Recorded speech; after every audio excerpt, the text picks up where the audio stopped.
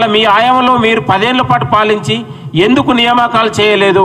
ఎందుకు నిరుద్యోగుల మట్టి కొట్టారు? మీ ఆయంలో ఇచ్చిన నోటిఫికేషన్లకు ఎందుకు పరీక్షలు పెట్టలేకపోయారు?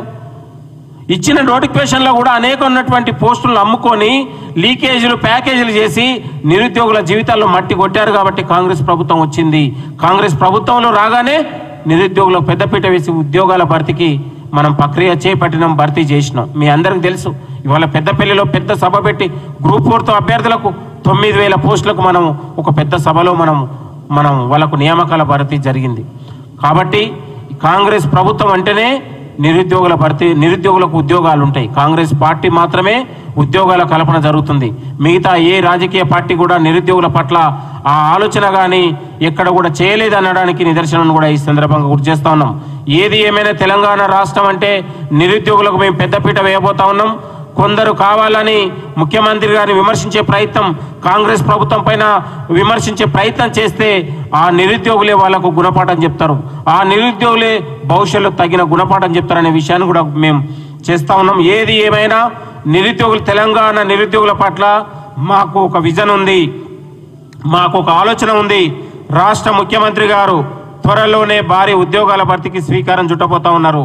మేము కూడా త్వరలో నిరుద్యోగుల కోసం ఒక పెద్ద ఎత్తున మేమే నిరుద్యోగుల సభను పెట్టి ముఖ్యమంత్రి గారిని తీసుకొచ్చి ఒక భారీ పాలాభిషేకం కూడా చేసే రోజులు త్వరలోనే ఉంటాయి. నిరుద్యోగులు వేరు కాదు, వాళ్ళు కాంగ్రెస్ బిడ్డల్లాగానే ప్రభుత్వం భావిస్తుంది. కాబట్టి ఈ ఆలోచన ఉంది కాబట్టి ఎక్కడ లేని విధంగా 29 రాష్ట్రాల్లో లేని విధంగా తెలంగాణలో విద్యాభివృద్ధికి నిరుద్యోగ అభివృద్ధికి పెద్దపీట వేస్తుంది. కాబట్టి ఇది నిరుద్యోగ నిర్మూలన ప్రభుత్వంగా ముందుకెళ్తా ఉంది. కొందరు కావాలనే ప్రభుత్వం పైన కేటీఆర్ దగ్గర వకాలతు పుచ్చుకొని కేటీఆర్ ఏజెంట్లే ఇవాళ ముఖ్యమంత్రి గారిని తిట్టే ప్రయత్నం జరుగుతుంది, కాంగ్రెస్ ప్రభుత్వాన్ని తిట్టే ప్రయత్నం జరుగుతుంది. వాళ్ళు ఒక్క ఓటుగాలే ఒక్కరే మాత్రమే, వాళ్ళు ఎక్కడ కూడా జనాదరణ లేని వాళ్ళు, కేవలం కాంగ్రెస్ పార్టీని తిట్టడం కోసమే వాళ్ళు నిరుద్యోగుల దగ్గరికి వెళ్ళి వాళ్ళని రెచ్చగొట్టే ప్రయత్నం జరుగుతుంది. దయచేసి తెలంగాణలో ఉన్న నిరుద్యోగ మిత్రులందరికీ నేను విజ్ఞప్తి చేస్తా ఉన్నాను, నమస్కారం చెప్తా ఉన్నాను. ఇలాంటి దళారులను కేటీఆర్ దగ్గర లేకపోతే ఇతర పార్టీల దగ్గర వకాలతు పుచ్చుకున్నటువంటి నాయకుల్ని మీ దగ్గర చేరవద్దు, వాళ్ళ ఊబిలో మీరు ఎక్కడ కూడా పడొద్దు. ఇవాళ కొంతమంది కోచింగ్ సెంటర్ల యజమానులు కూడా ప్రత్యక్షనో పరోక్షంగానో పెట్టుబడి పెట్టి ఈ ఉద్యమం చేసే ప్రయత్నం జరుగుతుంది. దయచేసి వాళ్ళను కూడా నిరుద్యోగ యువత గమనించాలి. నిరుద్యోగ భవిష్యత్తు ఉద్యోగాల భర్తీ విషయంలో ముఖ్యమంత్రి గారిని మీరు నమ్ముకోండి. ముఖ్యమంత్రి గారే మీకు భవిష్యత్తులో ఉద్యోగాల భర్తీ ఉద్యోగాల కల్పనలో ఒక గొప్ప శ్రద్ధతోనే ముందుకెళ్తా ఉన్నారు.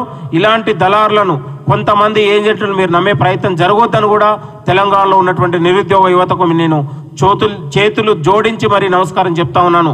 ఇలాంటి కొంతమంది దళారుల ఏజెంట్లు నమ్మడం ద్వారా ప్రభుత్వ నిరుద్యోగులు తప్పుదారి పట్టించే ప్రయత్నం జరుగుతుంది. దయచేసి మీరందరూ కూడా గమనించాలని కూడా కోరుతా ఉన్నాం. భవిష్యత్తులో మారి ఉద్యోగాల కల్పన ఉండబోతోంది. తెలంగాణలో ప్రభుత్వ ఉద్యోగాలలో నిరుద్యోగులకు పెద్దపీట వేసి వాళ్ళ జీవితాల వెలుగులు నింపాలనే ప్రధాన ఆకాంక్ష ప్రభుత్వానికి ఉంది. దయచేసి తెలంగాణ నిరుద్యోగ యువత గమనించాలని కూడా అందరికీ కోరుతా ఉన్నాను. Thank you.